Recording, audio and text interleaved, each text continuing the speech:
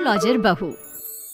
बहू की एस्ट्रोलॉजी सास को तो समझ में नहीं आती, लेकिन मोहल्ले वाले, अरे रमा जी, कहाँ है आपकी बहू रानी? बुलाइए ना, जरा पूछे कि बेटी को बेटा क्यों नहीं हो रहा। अरे खुद को उसे तो पता नहीं कि बेटा कब होगा, लेकिन आपको बड़ा भरोसा है जी। तभी रिया आ जाती है। अरे शर्मा आंटी, आइए आइए, कैसे आना हुआ? अरे वो क्या है ना राधा, मेरी बेटी 3 बेटियों की माँ बन गई है, लेकिन बेटा नहीं हो रहा। फोन आया था उसका, बोल रही थी कि भाभी से पूछिए ना एस्ट्रोलॉजी क्या कहती है। रुकिए, मैं अभी लैपटॉप में देखकर बताती हूँ। लैपटॉप में देखकर भी बेटा पैदा हो जाता है क्या बहू? माँ जी, आप भी ना। ग्रह नक्षत्र की चाल देखूंगी, क्या कह रही है राधा के बारे में। हाँ हाँ बेटा, देखना जरा। फिर बेल बजती है। हाँ जी, आप कौन?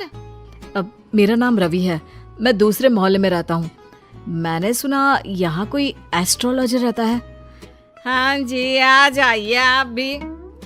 माँ जी, चाय ले आइए ना सभी के लिए। देखिए आंटी, आपकी बेटी के भाग्य में बेटा तो है, लेकिन 2 साल बाद। लेकिन इसकी तो पहली बेटी ही इतनी लकी है कि नाम रोशन कर देगी। पर हाँ, लड़का हुआ ना तो जीवन में दाग लग सकता है। दाग? कैसा दाग? जैसे वो किसी का खून कर दे या फिर चोर बन जाए, क्योंकि एस्ट्रोलॉजी कहती है 3 लड़के के बाद होने वाला लड़का ना सुखी रहेगा ना रहने देगा। ओहो बहू, ये तो अच्छी बात बता दी तुमने। मैं अभी उसे फोन करके बता देती हूँ। तेरा बहुत बहुत शुक्रिया बहू। कोई बात नहीं। हाँ जी, आप कौन और यहाँ का पता किसने दिया? जी, नीरज नाम है मेरा। मेरा दोस्त है ना अजय। अच्छा, अजय भैया के दोस्त हैं आप, बताइए ना। अब वो क्या है ना, आपने उनको जो डेट बताई थी उसी दिन उनकी नौकरी लगी, तो मैंने सोचा मैं भी आपसे पूछ लूँ कब तक नौकरी लगेगी। क्या है ना, 2 महीने से खाली बैठा हूँ। ओहो, ये बेरोजगारी भी ना। मैं भी शादी से पहले 2 साल खाली बैठी थी। कुछ था नहीं तो एस्ट्रोलॉजर का कोर्स कर लिया। वैसे डेट ऑफ बर्थ क्या है बताओ तो? बहू लैपटॉप पर देखती है और फिर फुल कॉन्फिडेंस से कहती है, अरे तुम्हारे पास तो नौकरी है और तुम बोल रहे हो कि बेरोजगार हो, कैसे? अरे आप बिल्कुल सही बोल रही हैं, लेकिन आपको कैसे पता चला?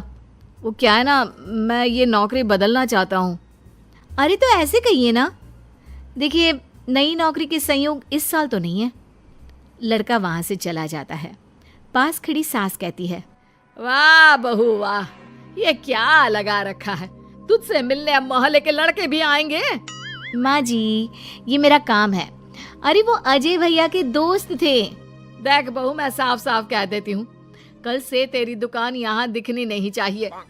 माँ जी, ये मेरा शौक है। मैं थोड़ा बहुत लोगों की मदद करती रहती हूँ तो मन लगा रहता है। लेकिन कहते हैं ना, सास के सामने किसी की नहीं चलती।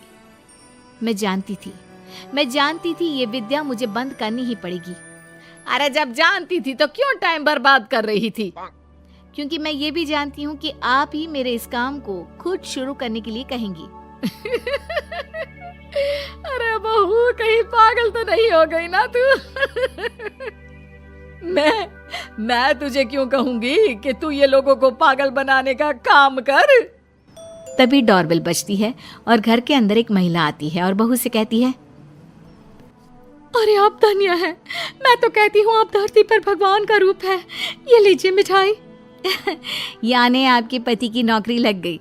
हाँ जी, और पहले से भी ना बहुत अच्छी लगी है। वो क्या है, हम लोग तो अब अमेरिका जा रहे हैं। सास दोनों को देखती रह जाती है। फिर उसके जाने के बाद, लीजिए खाइए, शुद्ध देसी घी की मिठाई है, 800 रुपए किलो।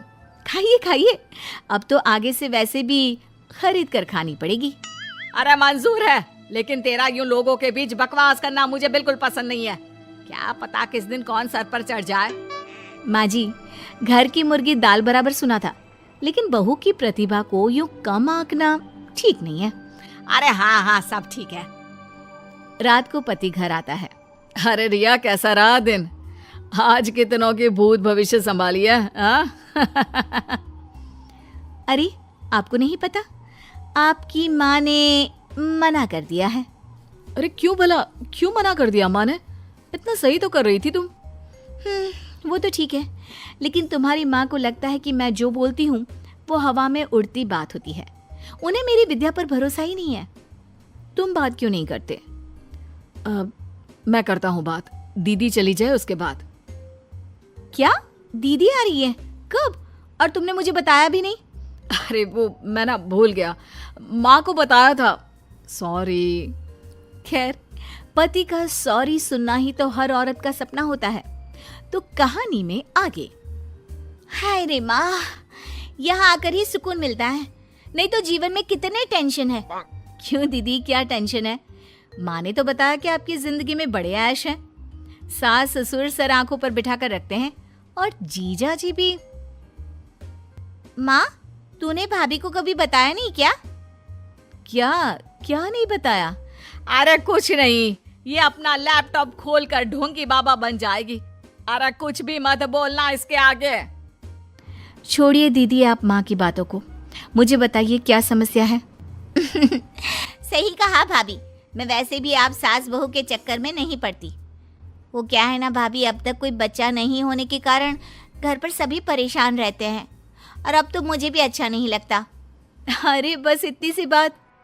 इतनी सी बात? देखा इसकी हरकत। चलिए मैं बताती हूँ कि कब होगा बच्चा आपको।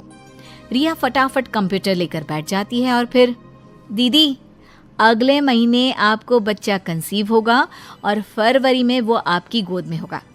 वो क्या है ना, बच्चे वाली लाइन आपकी अब बनी है।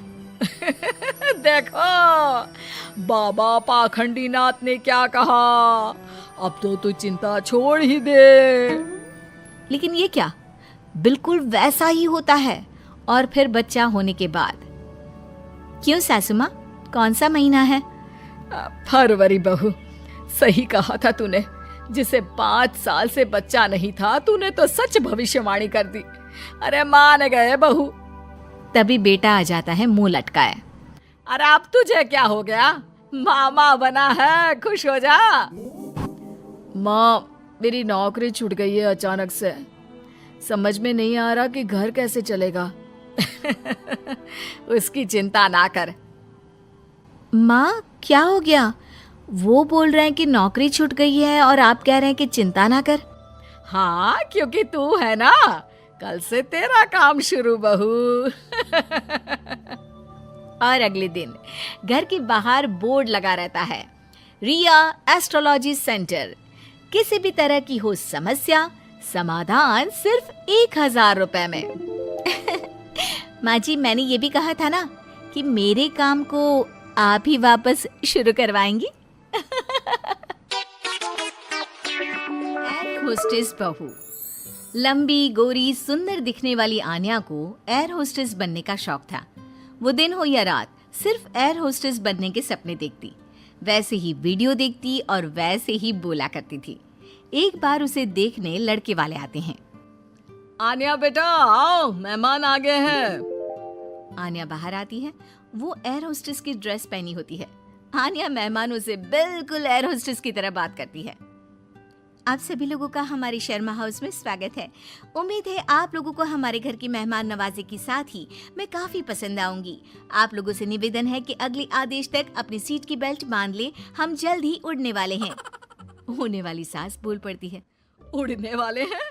अरे कहाँ उड़ने वाले हैं? ये किसी घर में आए हैं या प्लेन में? क्या है भाई साहब, ये आपकी बेटी को क्या हो गया है? तब आन्या की माँ जवाब देती है।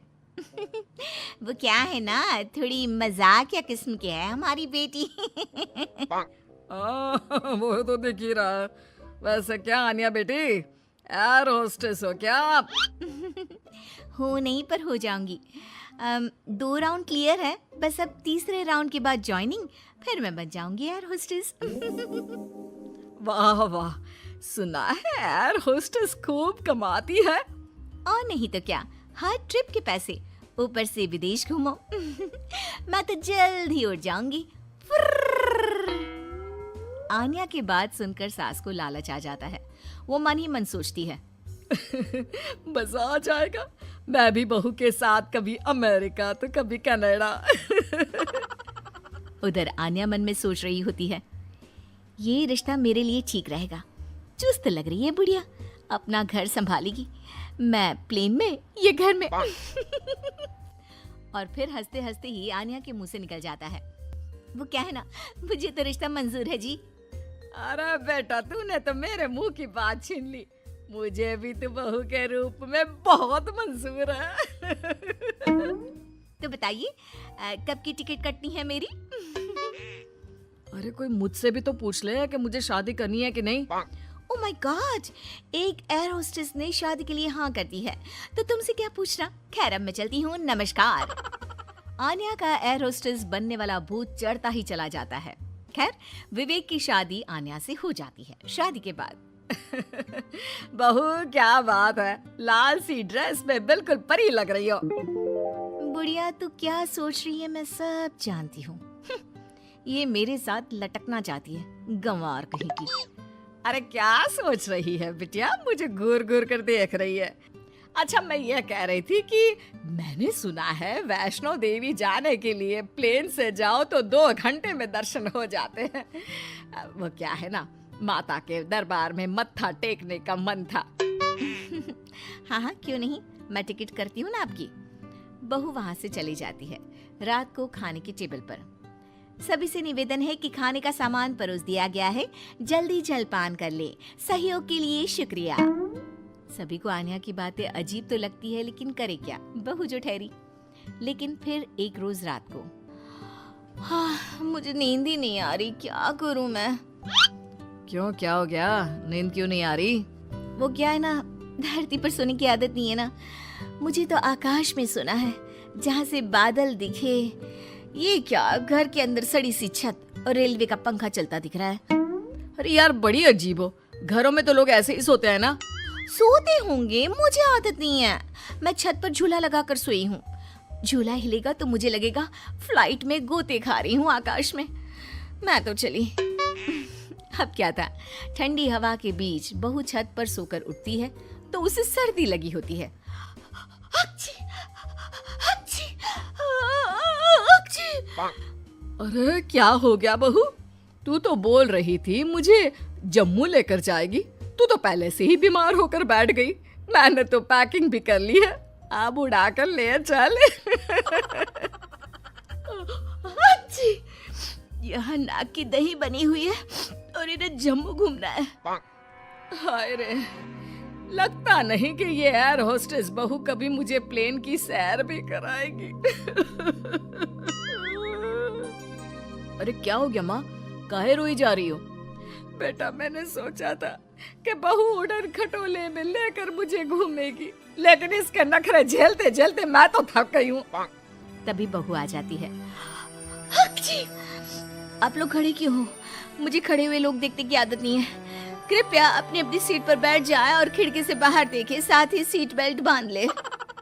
देखो आन्या, ये एयर होस्टेस वाली जॉब बाहर तक ठीक है, लेकिन तुम ये घर पर जो अजीब सा व्यवहार करती हो ना, ये मुझे बिल्कुल भी पसंद नहीं है।